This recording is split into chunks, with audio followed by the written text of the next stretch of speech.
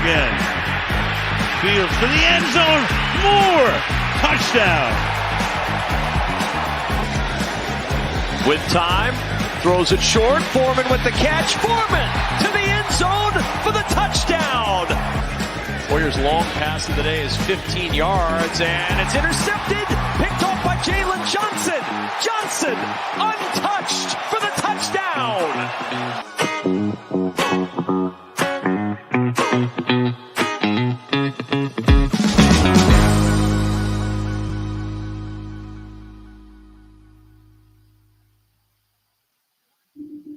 What's up, Bears fans? Welcome in to the Willis Twin Towers podcast.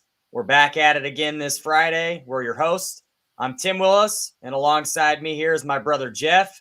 Jeff, why don't you say hi to the folks on this fine Friday evening?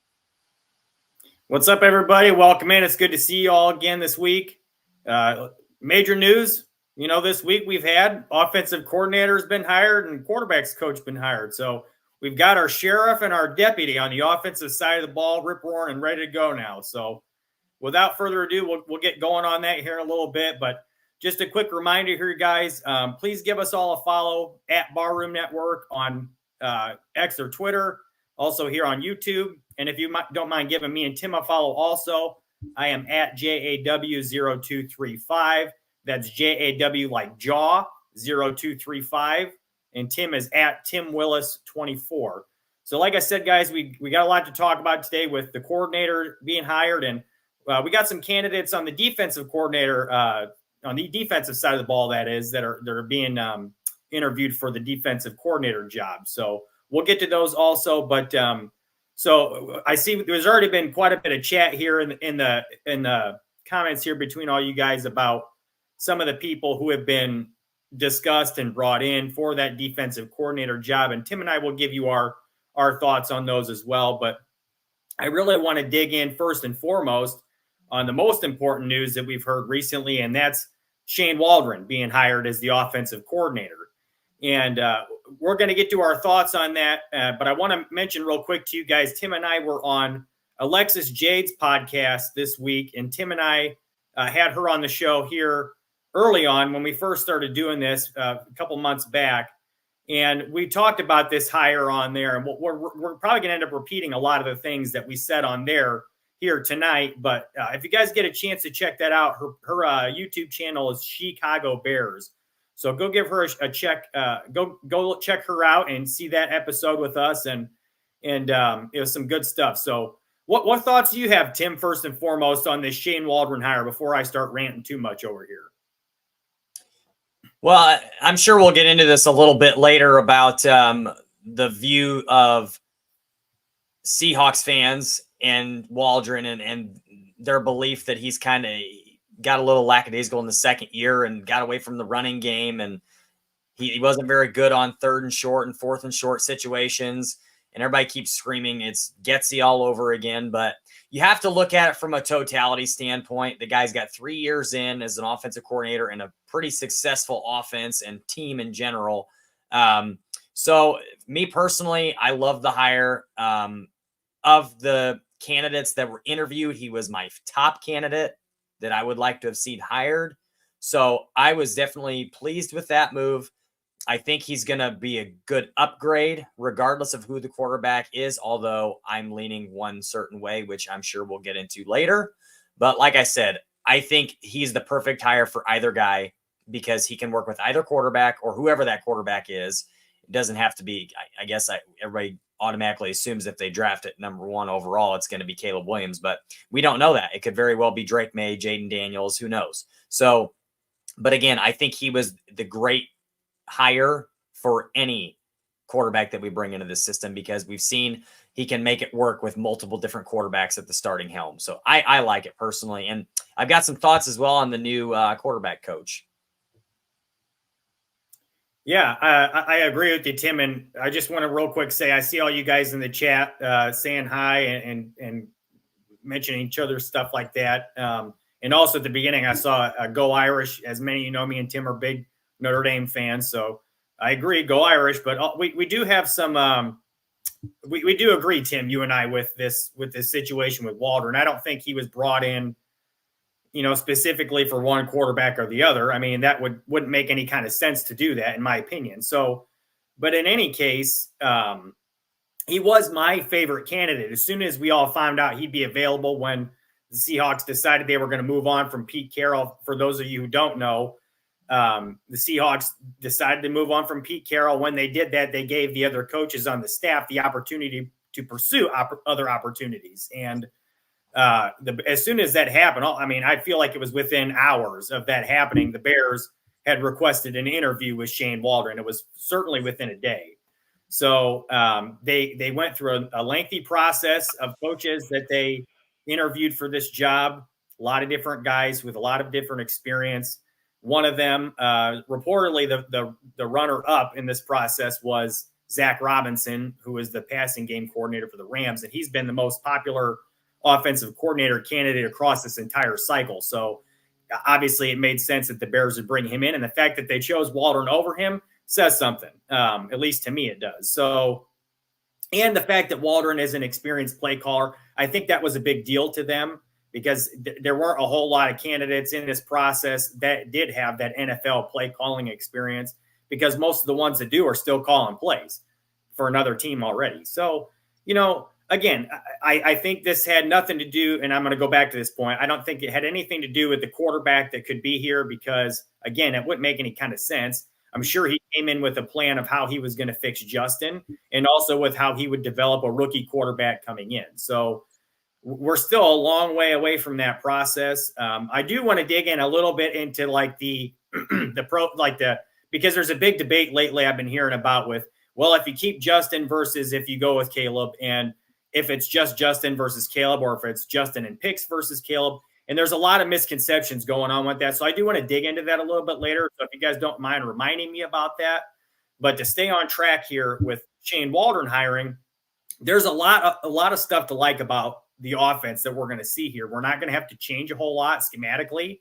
It's basically the same offense that we were running before. He's a Sean McVay, Kyle Shanahan tree disciple here. So, this whole thing is going to come down to, in my opinion, it came down to them not wanting to change the offense too much, but also bring somebody in who had success running the offense. Because as we can see from Green Bay and from these other offenses like the Rams, it's not the offense that's the problem.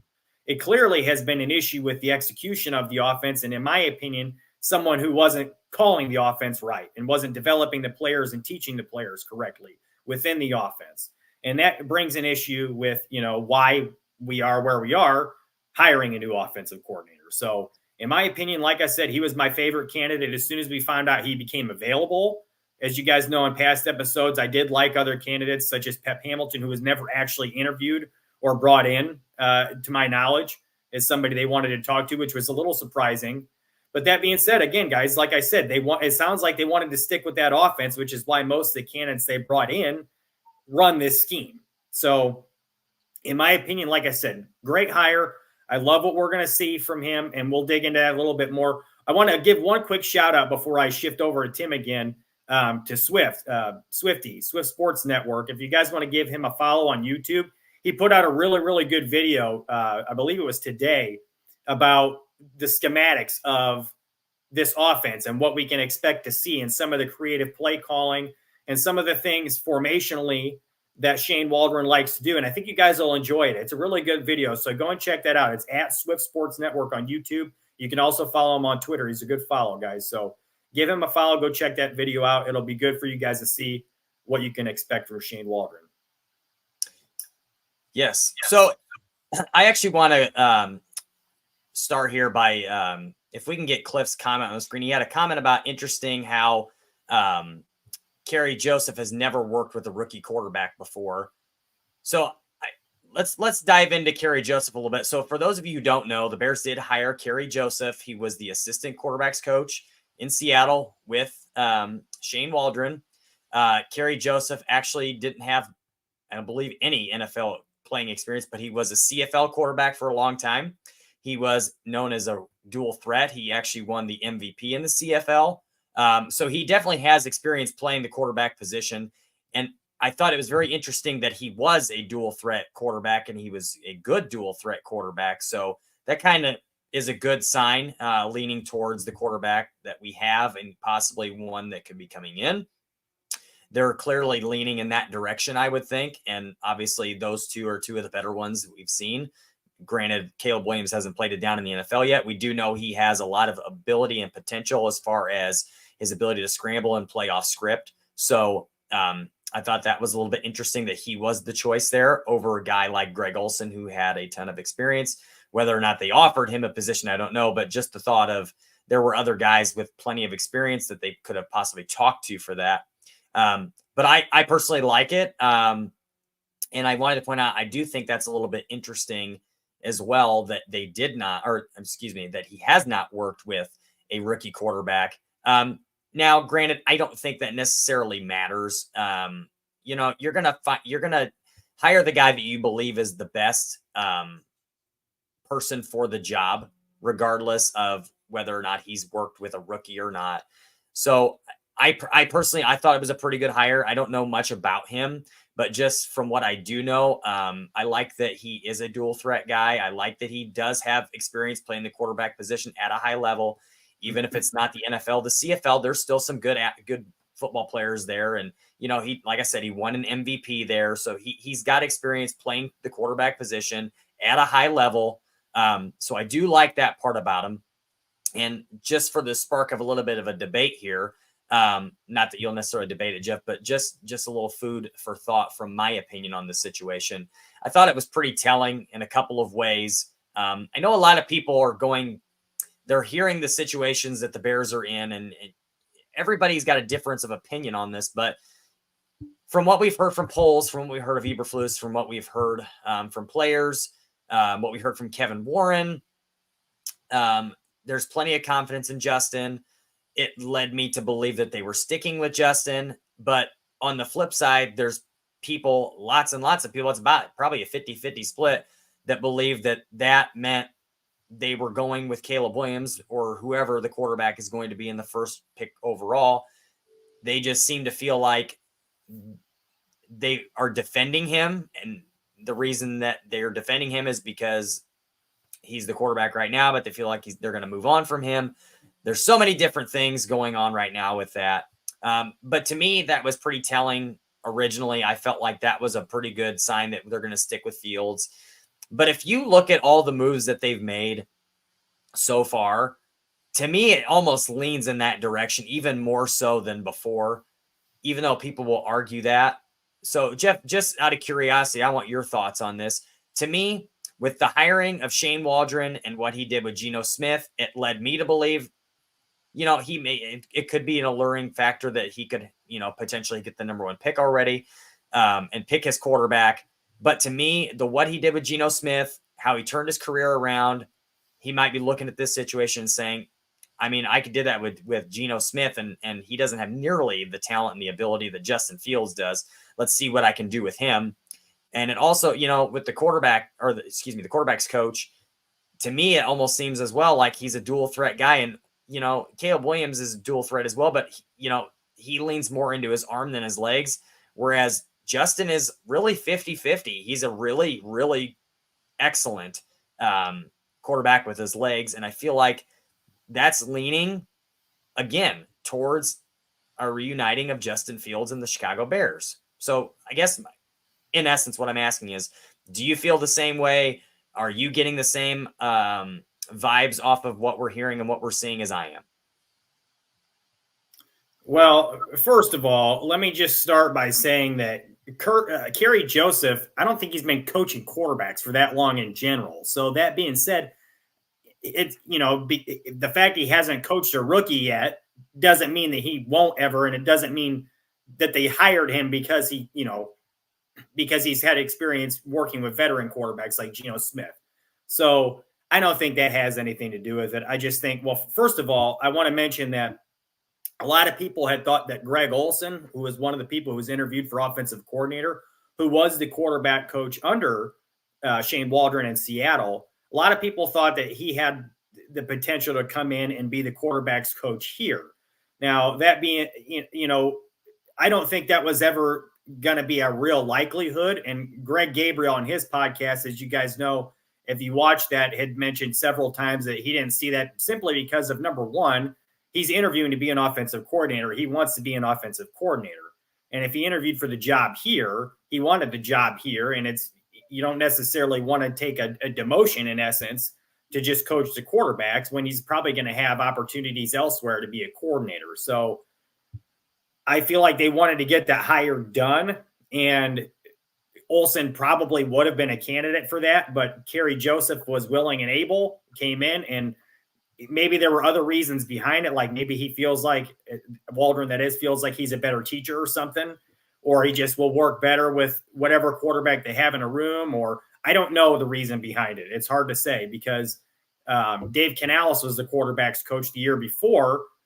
I'm sorry, I'm blanking on his name now already. The year before he got there. So my point is that it's hard to say why exactly, they brought in who they brought in, why they hired the guy they hired, but he's got experience working with him. And I don't think it has anything necessarily to do with who the quarterback's going to be. Now, that being said, he obviously does have experience working with Geno Smith, but Geno Smith had already basically turned his career around by the time that Kerry Joseph had gotten there. So, the one thing I do want to make a point of, though, is that Kerry Joseph did play safety in the NFL for a short period of time. So he does have the perspective of offense and defense, both playing quarterback in the CFL and playing safety here in the NFL. So I think that's an interesting dynamic there as for the coach to show Fields or whoever the quarterback is that perspective, that look, here's how you would normally see it through an offensive perspective, but here's how you need to look at it from a defensive back's perspective. This is what I'm seeing as a defensive back when I'm on the field watching you. So, yeah, I guess to answer your question, Tim, I don't know if I agree that it's because of the fact that they've got the quarterback in Stowe already that they want. Because, again, like many people have already mentioned, I think that this is going to go all the way down to the wire, that this decision isn't going to be made for a while yet. They're going to have to go through the combine and do the interviews and like the top 30 visits and all that. And you can bet your bottom dollar, guys, that Caleb Williams and those other, top quarterbacks will be top 30 visits for the Bears. And they're going to talk to them and they're going to get as much out of them as they can. And they're going to do their work and investigate on these guys to see what kind of football character they have. So, again, I don't think it has anything to do with the quarterback. But I don't know if I answered your question entirely there, Tim, or not. But I'd say you answered it basically what I was looking for. I really was just trying to get your idea and what you thought about that. One thing I do want to say real quick, though, guys, about Shane Waldren that I saw, and I put this, I want to make sure I get this whole thing out. I wrote it down on my phone here because it was a note I wanted to mention to you guys. So check this out. With Shane Waldren, when he went to Seattle, this is an important note with Justin Fields, who has an awfully long time to throw from what we've seen in his career. He holds the ball longer than most quarterbacks do, and he's taken a longer time to throw the ball after the snap than most quarterbacks do. So I wanted you guys to hear this stat. And it's not exactly a stat, but I don't have the numbers here, but both Russell Wilson and Geno Smith's time to throw went down from their career averages when they were with Shane Waldren. And I think it's important. This is a different note outside of the offensive coordinator debate. But I want to mention this later too, guys, as far as the quarterback debate here. You guys saw in that game against Atlanta how Fields was slinging the ball in the poor conditions, in the snow and the bad weather and stuff like that. Not every quarterback can do that. I just want you guys to keep that in mind, okay? That's something that's very important for us to consider here in this entire debate before we get back to the offensive coordinator thing, because I know I'm going off on a tangent here. But Fields throws the ball pretty well in poor conditions. And we've seen other quarterbacks in the NFL who struggle to throw the ball in poor conditions. It's been happening lately. Brock Purdy struggled to throw the ball in the rain, if I'm not mistaken. So even the almighty Peyton Manning struggled in the weather. Peyton Manning struggled in poor weather at times. So I think we have to keep in mind here, guys, that is something we're going to see in Chicago is poor weather. So, like I said, I don't want to get off on a tangent with the quarterback thing because we're still talking about the offensive coordinator hire, but that's an important thing to keep in mind. But again, the time to throw was the point I wanted to mention. And everybody's career that he's worked with in Seattle, between Geno Smith and Russell Wilson, both their average time to throw, or their time to throw, was down from their average time to throw throughout their careers. I think that's an important note for both Fields and Caleb Williams if he's here, because he also is a guy who likes to hold the ball and play off script and look for the big play. Well, that kind of, that makes me think, is it just Waldren, or is it just the offensive style that he has that helps the quarterback in that regard? Because think about it. Russell Wilson already had a long career before Shane Waldren even got to Seattle. He had probably a borderline Hall of Fame career with a Super Bowl win and 2 Super Bowl appearances. And he was known as one of the top, probably 5, definitely top 10 quarterbacks at that time when Shane Waldren arrived. So to me, if he's even, Russell Wilson was already established at that point. He'd already been playing for a long stretch of his career. He's already set in his ways as far as how he plays the game of football. And if Shane Waldren walks in and all of a sudden Russell Wilson's time to throw drops, to me, that sounds like it's just the kind of offense that he was putting those guys in a position where they can get the ball out quickly, even if they're not to me, it sounds like he's giving them more time to process by giving them less time, if that makes sense. Meaning the routes are shorter concepts. There's hot routes. There's ways to get rid of the ball quickly and not have to think as much and not have to process as much information, which is polar opposite of what we saw with Luke Getsy. And hence why a lot of people believe, including myself, that is why Justin struggled getting rid of the ball, because again, never hot routes. I don't think I ever saw a hot route in a single game that we've had this year where Getsy dialed that up. There was no short route concepts where guys got open outside of the terrible bubble screens that we saw every 30 seconds of a game or multiple times in a row. Got guys crisscrossing, running into each other. Just a lot as far as the routes went. There was a lot of poor design in a lot of ways, and not a lot of ways to scheme guys open early and often for Justin to have less processing and more time to just get rid of the ball quickly. So, yeah, I mean, I'm glad you looked that up and found that, because that leads me to believe that that's probably a scheme thing, or not necessarily a scheme, because it's basically the same scheme, but maybe it's a Waldren thing as far as how he schemes within the scheme. That's a lot of me saying the word scheme. But I think you all understand what I'm trying to say here, that his style could very well benefit Justin, especially in that regard. So yes. So let's walk into this defensive coordinator stuff, Jeff, if you don't mind here. So there's a lot of discussion in the chat about Joe Barry being interviewed by the Bears for defensive coordinator. If you have not heard yet, Joe Barry was fired from the Packers after the playoff loss.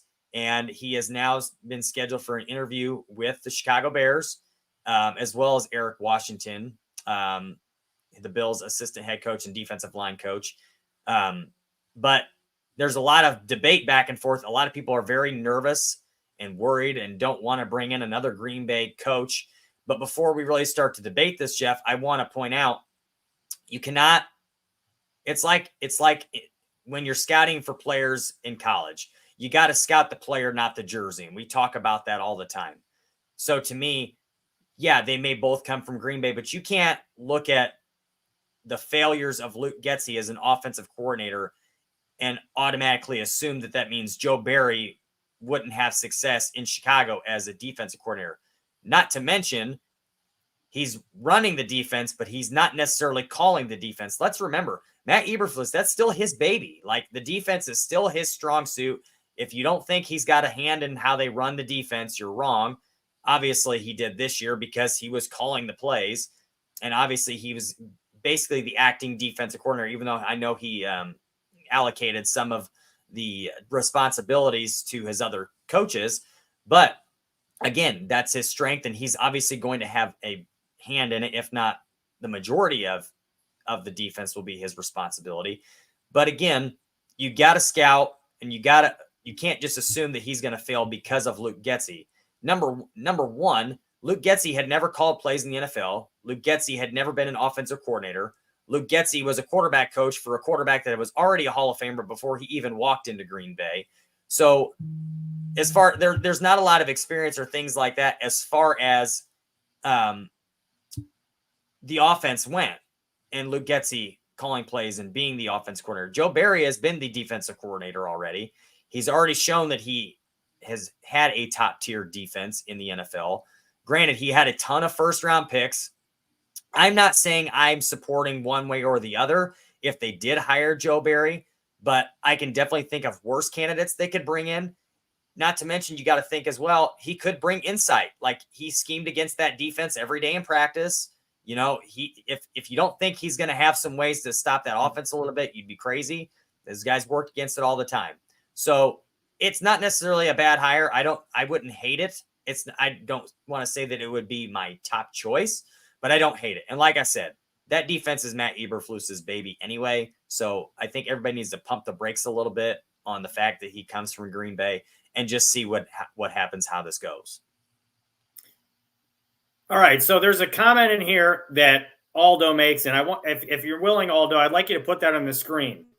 So the Bears DC will, and I want to say this before I make my comment, the Bears DC will primarily be responsible for setting up the practice schedule for the week and helping Eberflus devise the game plan for upcoming opponents. He'll also be responsible for work with position coaches on player development.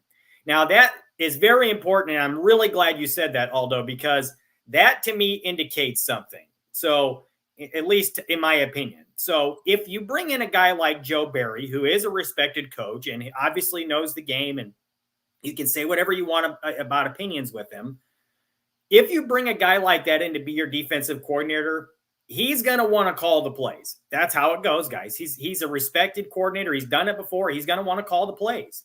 And as we saw last year, when Eberflus calls the plays in this defense, as opposed to somebody else, it can be a little bit different. Okay. So I'm not sure that I want to lose Eberflus as the defensive play caller right now. So, well, can I make a point with that really quick? Go ahead before I continue.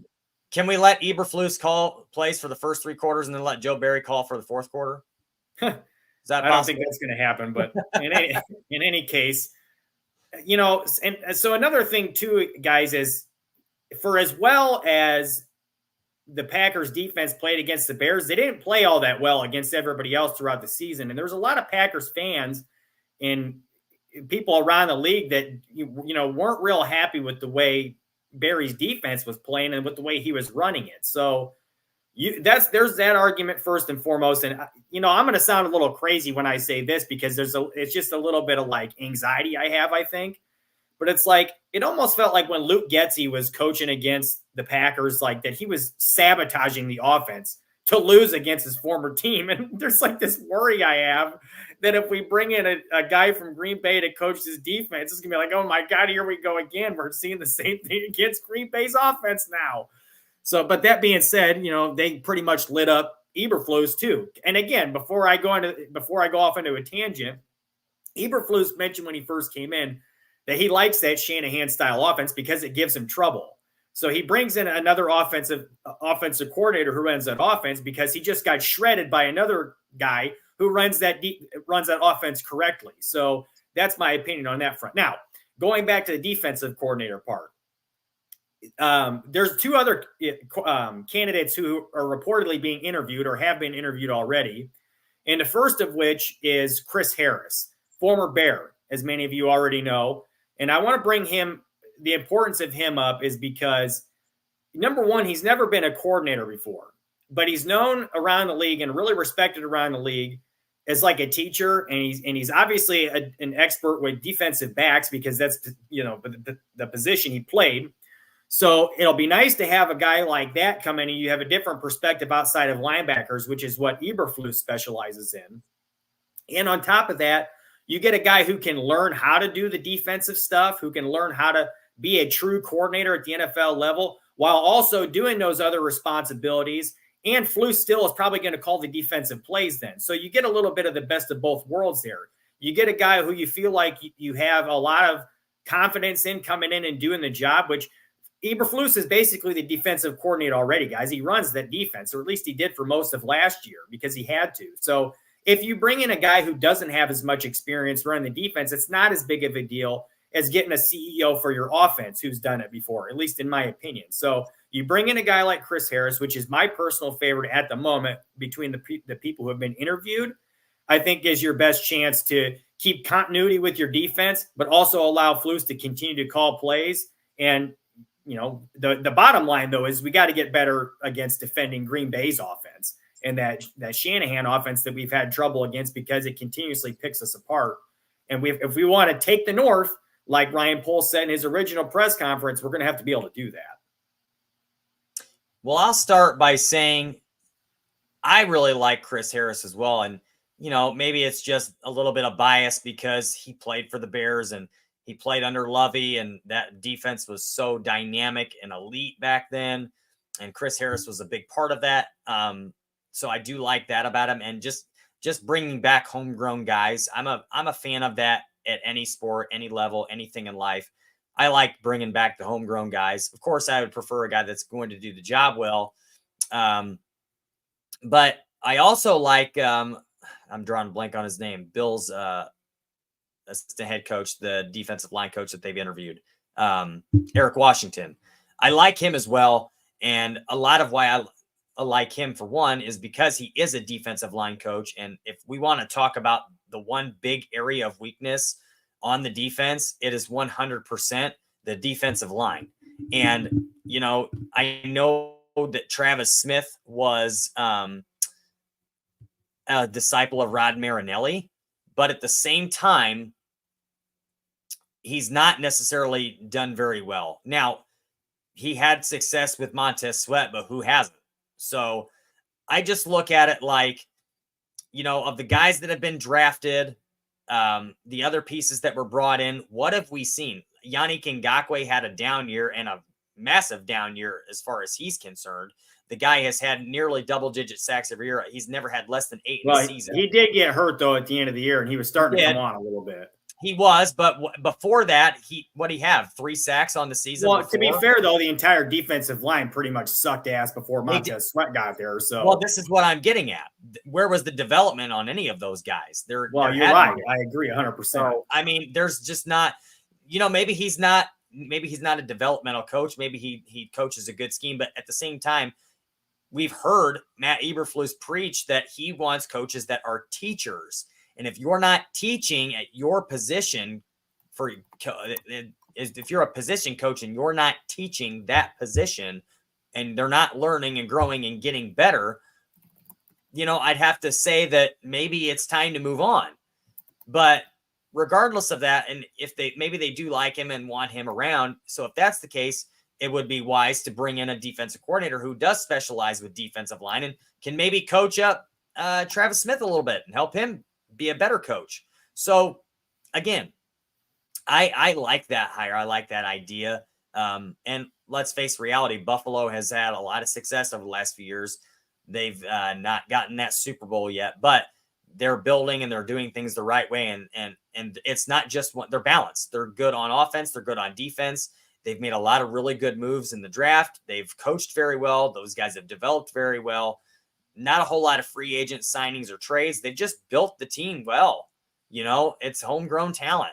So I do like that. I like the idea of Eric Washington. If I had to choose, those two would be my top two. I would say real quick, there's a point Balco Berry just made about Eric Washington could help persuade Leonard Floyd or AJ Epinesa to come here. I just saw something from Leonard Floyd today that he said, guys, that I want to make it real clear before we get into anything about thinking that Leonard Floyd might be a possibility, because he mentioned, I don't know if it was today or in a presser or what, but he said he was going to go wherever the money was. So keep that in mind. He's looking to be paid, and he's only getting older. So Ryan Poles has shown he's only going to give, as Greg Gabriel mentioned on the podcast the other day, GTF, he's only going to give long-term contracts to younger players who have, are either going to continue to grow or have, quite a bit of time left in their prime to play under, if he's going to give them long-term money. So that's my take on that part. But Eric Washington, I don't think he's going to want to have anybody that he has to cut and he's got to pay after they're gone. I think he just wants to make sure that these guys are guys that are going to have success and continue to play well under their entire contract, under the entirety of it. So yeah, I don't think so. I don't think he's going to sign anybody that isn't going to get through an entire contract. Yeah, and he's got it right on the bottom of the screen here, Aldo, that Leonard Floyd on free agency. I'll always go where the money goes. That's pretty much exactly what I just said earlier, guys. So as far as Leonard Floyd, I think that's pretty much a pipe dream. I do, like I said, I do like Eric Washington, but here's a point that Greg Gabriel made about Chris Harris, guys, that Aldo's got on the screen. I have not been around Chris Harris as a coach, only as a player, where it was like a coach on the field. People who know Chris as a coach all say the same thing. He's the real deal.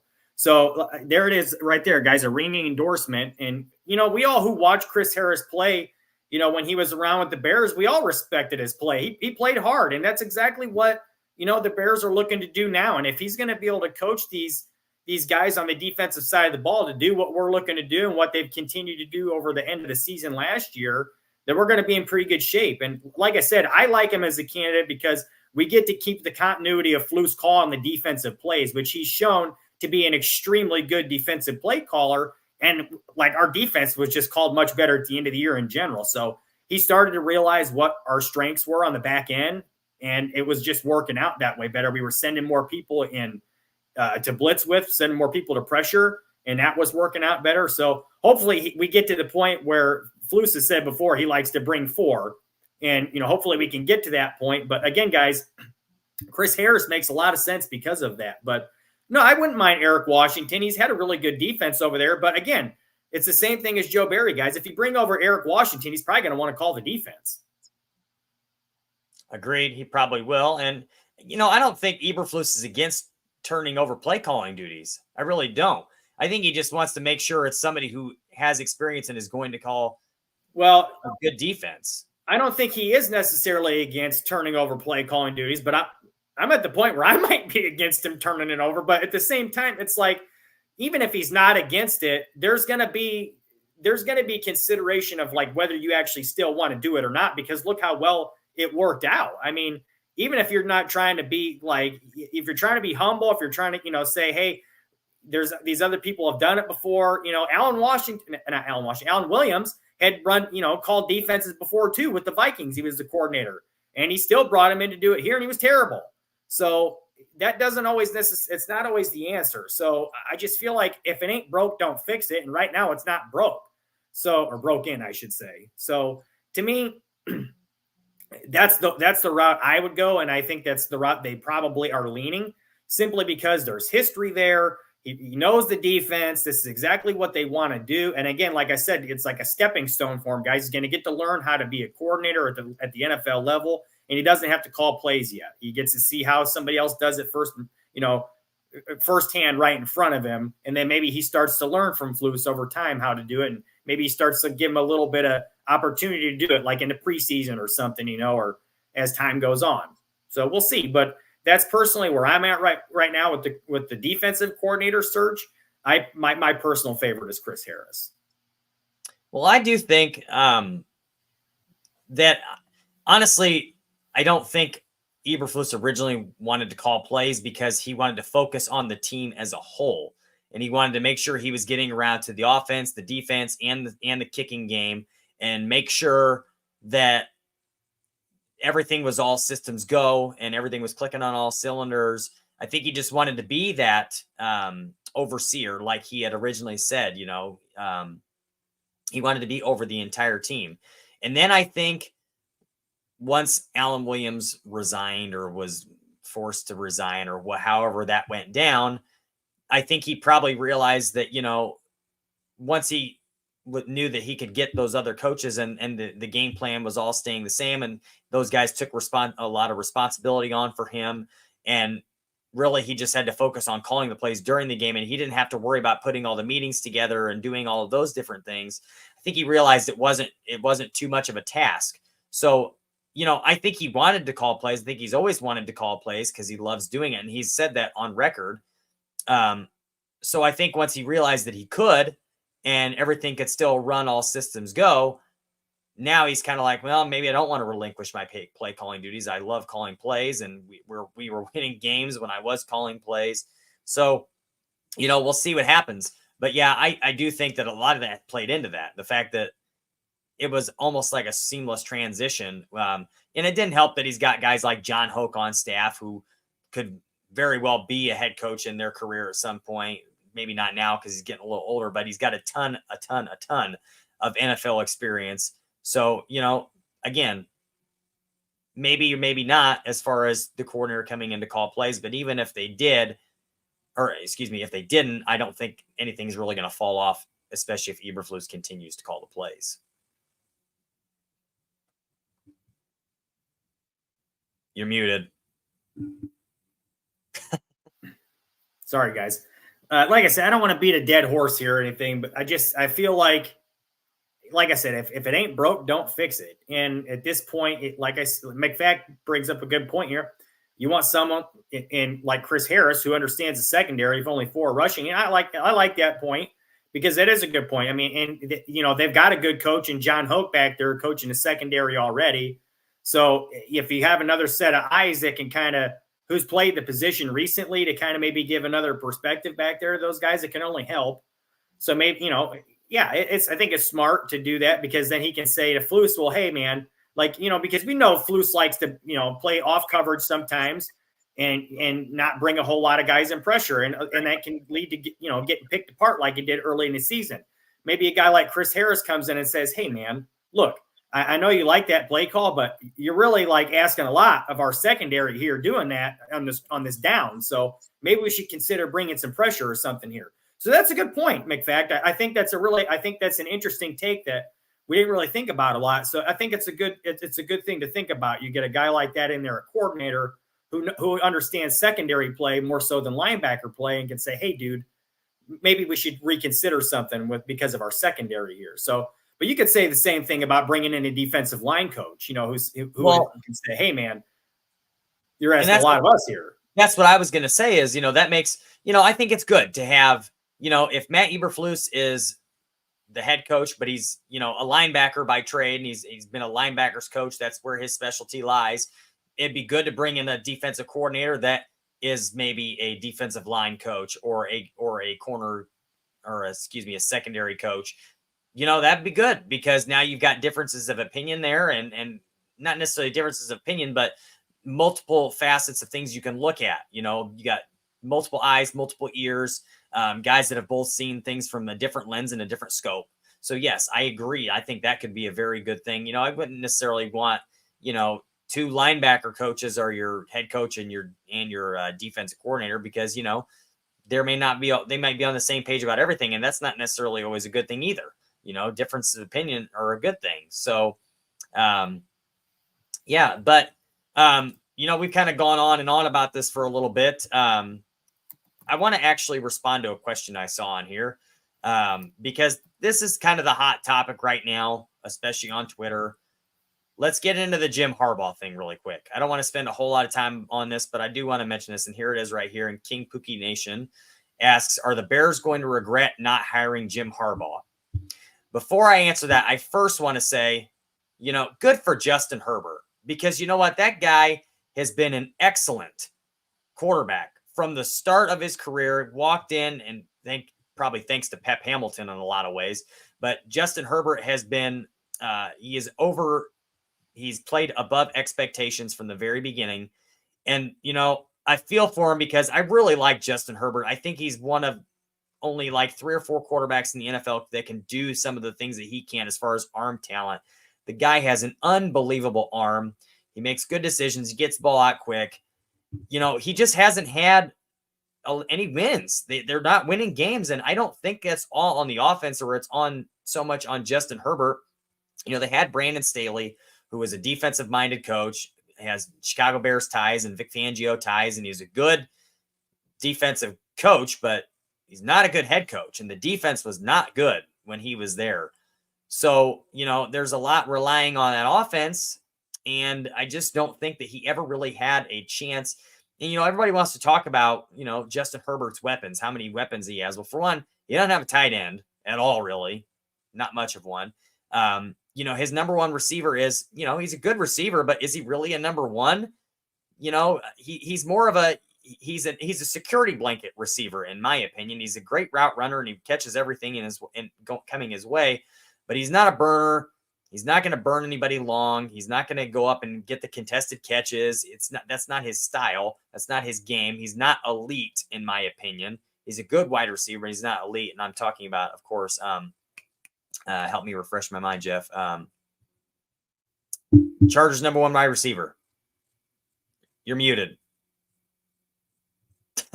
Keenan Allen. Thank you, Keenan Allen. I had K in my head. I was thinking of myself because I don't want to like end up making too much noise when you're talking. But no, I knew it was with a K, and I was gonna say I kept thinking the wrong name in my head. I was like, just stop, Tim. So yes, Keenan Allen, and then Mike Williams. He's their go up and get it guy. He was hurt all year last year too. Exactly, he's hurt all the time. He's an injury risk.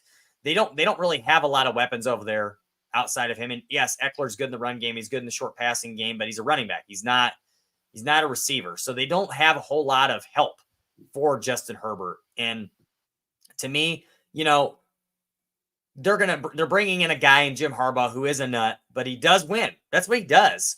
So to me, that was like the perfect hire for the Chargers. If you can deal with the nutty, that's a good person to bring in there because he's going to turn around. He's going to win games, and that's what they need to do is win games. They have talent.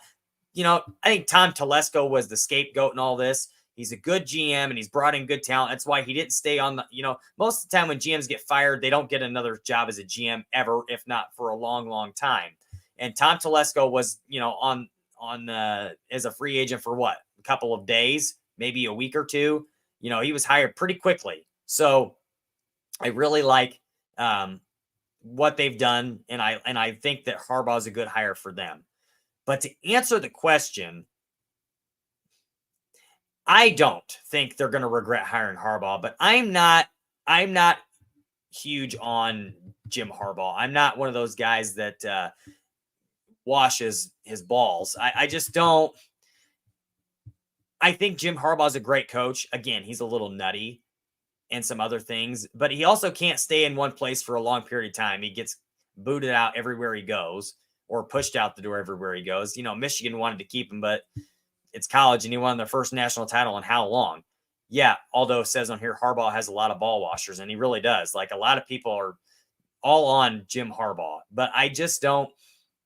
It wasn't my first choice regardless. Even if they would have hired Eberflus, I could think of other head coaches I probably would have rather had. But yeah, he's a good head coach. He is. I mean, he's proven that.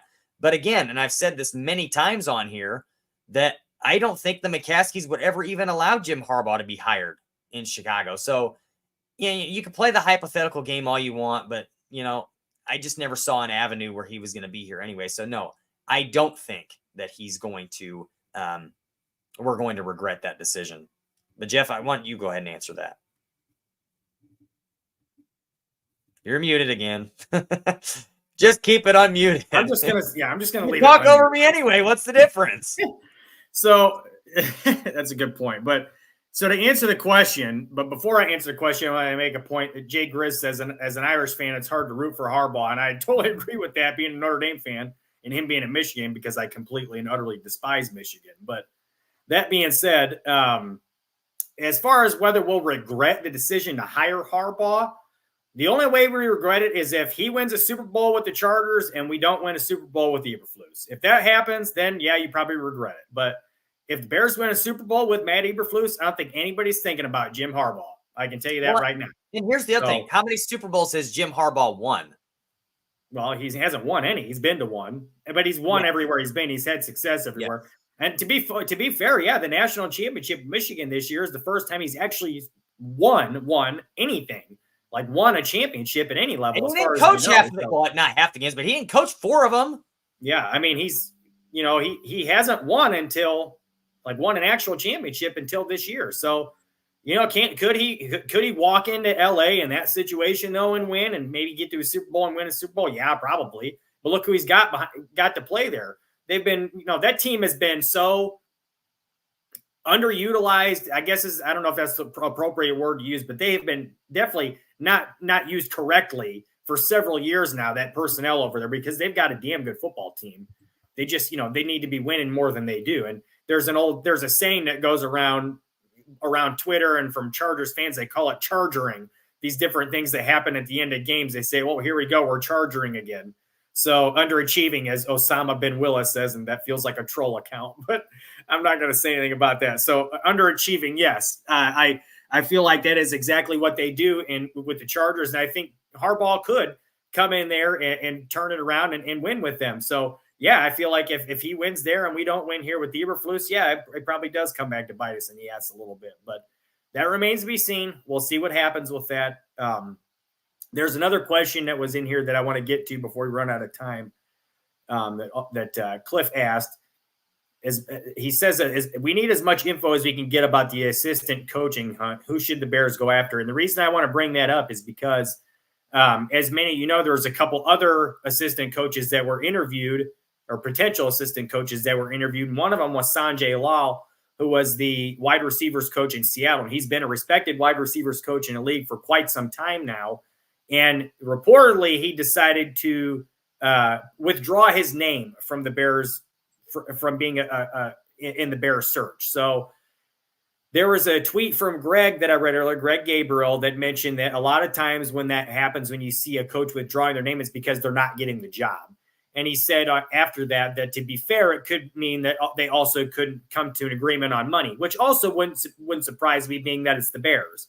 But Kevin Warren's in charge now with that stuff, and not Ted Phillips. So I'm not gonna make any judgment on that or come to any conclusions until I see how Kevin Warren works with people like that, and how those kinds of things go with money. So that being said, there's a lot of reasons that could be at play there. I don't know who they could be bringing in for other candidates as far as other coaches like that.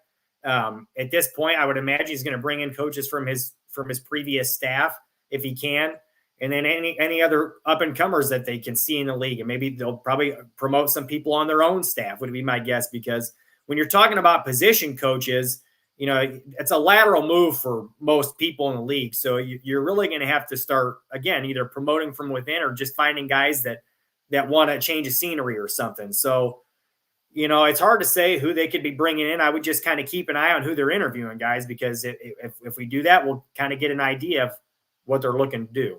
You have a comment on any of that, Tim? No, but I don't disagree. It remains to be seen until what we see with Kevin Warren. Again, like you said, I hope it's not the case, but I have a hard time thinking it is. If your coaching staff is telling you this is the guy we want, or Ryan Poles is saying this is the guy we want, this is what it's going to take to pay him, he's going to help us win a Super Bowl, I don't think anybody's going to tell them, no, you can't pay them this, that, or the other. So, yeah, I don't think so. But I wanted to respond to a question on here. Actually, it was by Aldo. He is asking he's stating, really, ESPN writers are predicting that Chase Young is going to sign with the Bears. Here it is right here, that he's going to reunite with Montez Sweat. So I want to first say to that, I don't think it's going to happen. I would be very surprised if it did happen. Two reasons, probably more than two reasons. But number one, you have to remember the money situation. Yes, the Bears do have cap space, but you also have to pay possibly a quarterback. If you keep Justin, you have to pay Jalen Johnson. You have to fill other needs as well. I don't see them putting more assets money-wise into another pass rusher, and not what you're going to have to pay Chase Young, because you're still going to have to pay him a good chunk of money. And Poles has already told us that Jalen Johnson's not going anywhere. Now, that doesn't necessarily mean he's going to get a contract extension, but to me, that does, that kind of confidence in the answer is not, well, we're at least going to franchise tag him. To me, that's we plan on him being here long term. So to me, no, I don't see that happening. I don't see them signing Chase Young. And it was interesting. I was listening. I think it was Courtney Cronin that I was listening to say this on ESPN 1000. And the question was asked to her about Chase Young. And the question was actually, did Montez Sweat, say there was anybody that he would like to bring to Chicago with him, or anybody he was going to push for in free agency? And he said no.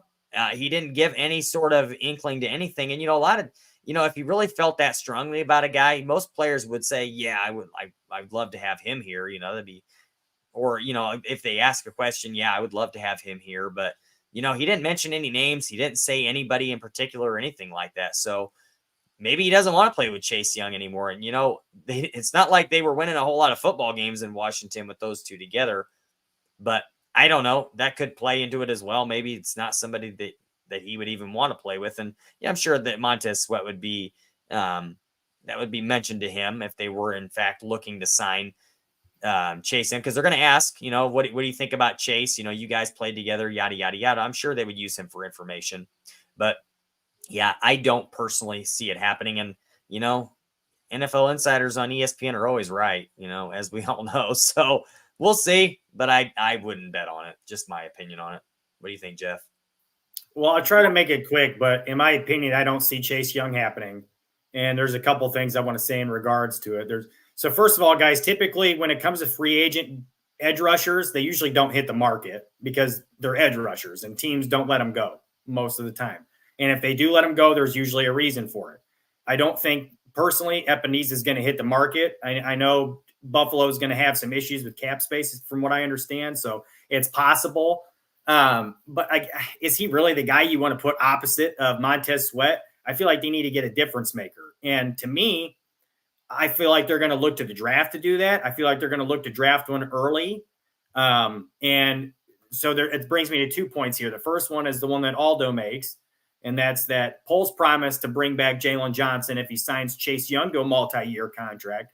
That would lead me to believe he's drafting a quarterback and trading Justin Fields. Now, that's an interesting part at the end, but the first thing I want to say is if you do, you're not going to let Jalen Johnson go, obviously, so that's going to cost money.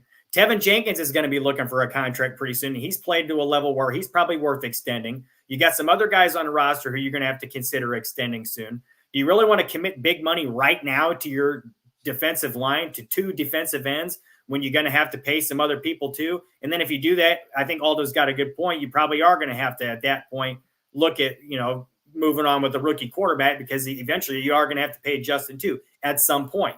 So that kind of limits you in a little bit of ways, because you got a lot of money going towards your defensive line. Now, that being said, that leads me into the last question that we're going to have time to answer here, I think. So Frank wants to know, who do you guys want with the 9th pick? Are you trading down from 9 for draft capital, especially since you picked CW at 1? Well, first of all, I don't necessarily agree that you're going to go for sure with Caleb Williams, Frank. But and Tim, go ahead and with your point before I say what I want to say about the 9th pick, because it has something to do with what I've been saying.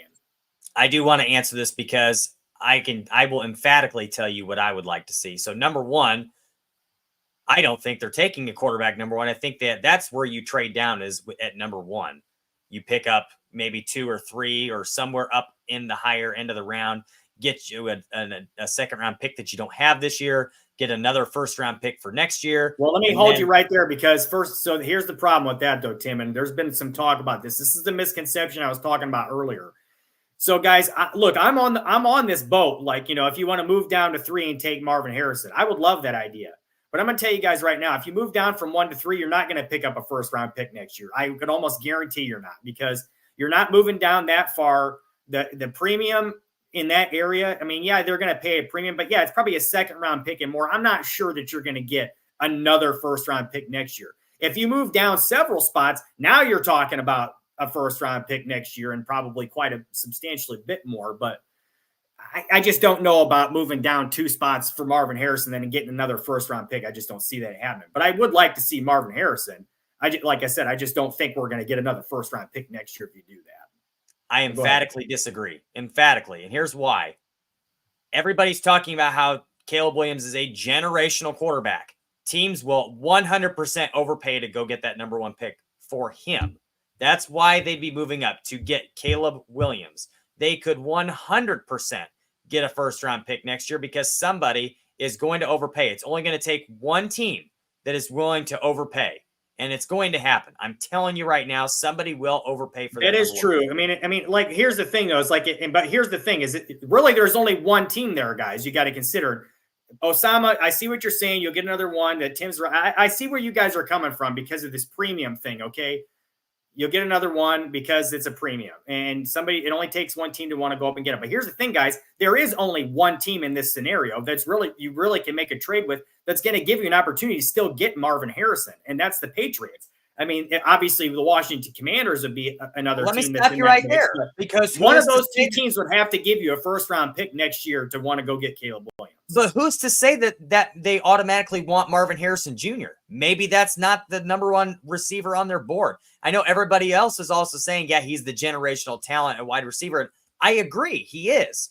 But you're going to move down further than 3 then if you're not going to draft Harrison, Tim. If you're going to move down to draft a different receiver, you're not going to take a different receiver at 3. I don't even think it's Neighbors at 3. I'm not of the mindset that they're necessarily only going to move down to 2 or 3. They move down to 5 or 6, maybe. It's all going to depend on who is offering, because there's going to be a team that is desperate, that's going to move up, and they're going to want that pick. I think there's going to be a massive bidding war for that. Well, pick. there is. But that's why I think what's going to end up happening is I don't think they're going to get Harrison. That's what I would like to see happen. Guys, look, I would love to see if they can move down to 3, pick up a first-round pick next year, and still get Marvin Harrison. I'd be like, let's go. I'm all about it, But that being said, we kind of got to get back to who we think they would take at 9, and that's kind of why I want to mention this, because let me go ahead and finish what I was going to say. Let me go ahead and finish, and I'll let you cover it. So I'm of the mindset, I don't think it's happening where they get down to 3 and they get Marvin Harrison. I think that's a pipe dream if we're really thinking they'll get 3, get the extra first, get a second, and still have the 9. I think we're very wishful thinking there. I think he's probably going to move down a little bit further and really get more assets. But I think wherever he does pick early, because I think he's going to stay in that range, I think he's going left tackle early. I think I know everybody says that Braxton Jones and Greg Gabriel would argue with me emphatically, but I think that we saw a lot of struggle from Braxton Jones, and you have to be good in the trenches, especially at left tackle. And I think that there's a very strong possibility that they go with Joe Alt or they go with Fashanu, whoever they like most. But I do think at number 9, that's where you take the receiver, and I think it's going to be Rome Odunze. In my heart, I'm hoping it's going to be Rome Odunze, but I do think that that's a guy they probably like, especially when you talk about the combination of speed, size, route running, hands, all of it together. He's a monster. He's a threat at all points of the field. They should have gotten him the ball more in the national championship game. The guy is a difference maker immediately from the start. He's going to walk in and be a starting wide receiver in the NFL, and a very good one at that. Well, so first of all, let me actually answer the question, and then because we got to make this quick. So let me actually answer the question. What I would like to see them do is move down from 1 to 3. If they could do this, move down from 1 to 3, pick up the extra first rounder, get Marvin Harrison. Then when 9 comes around, either if you don't have a good enough package where you can move down again and pick up another first rounder next year, which to me would be like ideal to where you have 3 first-round picks next year. If you can do that, that's what you do. If not, I personally love Dallas Turner, and I think that's right in the area where he's going to go. I think he's got a ton of upside. The Bears need an edge rusher, and I think he's going to be an absolute monster at the next level. He just needs to. He's only going to get better. He's just not quite there yet. I think he's a perfect fit for what the Bears want to do too. I think he's got the length, he's got the twitch, he's got the speed, he's got the athleticism, the explosiveness. I think he's a great fit there. So I would say if you stay at 9, I think Dallas Turner's a really good fit there. If you already took your receiver. Now, if they don't move down to 3 because they got a huge haul to move down further than that, then I think you take a receiver like Odunze and then maybe stay at 9 and take Dallas Turner, or you move down again. In my opinion, one of those things happens. If you don't take quarterback. I think no matter what the situation is, whether they keep one or not, they will move down with one of those picks, and they will pick up another 1 and a 2. I think that's ultimately the number one goal that he's. Well, I think they'll for sure move down for sure with at least one of them. Yeah. He's going to look to pick up an additional 1, and he's going to look to pick up a 2. It's almost. I would bet my bottom dollar on it. I would be willing. Well, to they bet. don't have a second rounder this year, so they'll definitely be looking to get a 2 this year with one of those move downs. And I would also anticipate they're going to be trying to pick up an extra first rounder next year as well. I would not be surprised to see more moving down to see a couple move downs here, guys, with the Bears in this first round this coming season.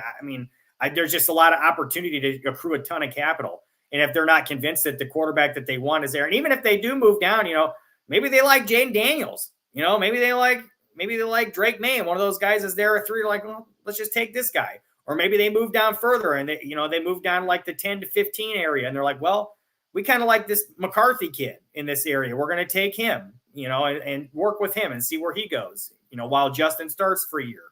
That would, be an indicator that Justin's gone after this season, but maybe that's the direction they go.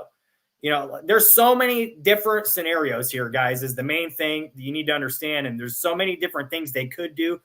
I can tell you one thing they're probably not going to do is move up for anything. I just think that they are going to, and Osama bin Willis makes the point, if you're going to still take a quarterback, just stay at number 1, which you can make that argument. It depends on what you're looking for. If you're looking to take a quarterback that you want to start like soon, yeah, you're going to either stay at 1 or somewhere in the first round. But maybe they want to just take a developmental guy for down the road, like in the later rounds, to see if maybe they catch fire with a guy who can develop behind Fields, like a Brock Purdy type thing. I know that's kind of like a flash, and we don't see that ever. It's kind of an anomaly, but again, maybe they look to do that, get somebody in the later rounds and try to develop them behind Fields for a little bit and see how that goes. But again, guys, if you move down in the first round several times or a couple times or even once, you're going to have extra ammunition next year to go get a quarterback. If it doesn't work out with Justin, you need to do that. Maybe it's not number 1, but maybe it is. Maybe you have enough to where you can move up to number 1. You never know. So we're going to run out of time here, though, guys. I just want to close with one thing I will say really quickly about that. Again, I don't think they're taking a quarterback, and I want to give you a little nugget before we go, everybody. So all the analysts, everybody that you hear talk a lot, it's about, there's a good divide whether they should keep Justin or they should move on to Caleb Williams. But what is one thing that no analyst or anybody that's an expert on football has ever said, and that's that teams can't win with Justin Fields? Has anyone ever said that a team cannot win with Justin Fields? As a matter of fact, it's about the opposite. Everybody says if they send him somewhere else, he's probably going to win somewhere else. So I just want to feed you that little nugget before we go, because I think it's something to really think about that nobody's really said, and that's that no one is saying you can't win with Justin Fields. So I think we do need to wrap it up, Jeff. This was a really good chat today. Good conversation with our chat here. Good questions, guys. Made us really think a lot today about a lot of this stuff. So appreciate you guys tuning in. Like Jeff said earlier, give us a follow at TimWillis24, at Jaw0235 on Twitter. And we'll see you guys next week. Stay classy.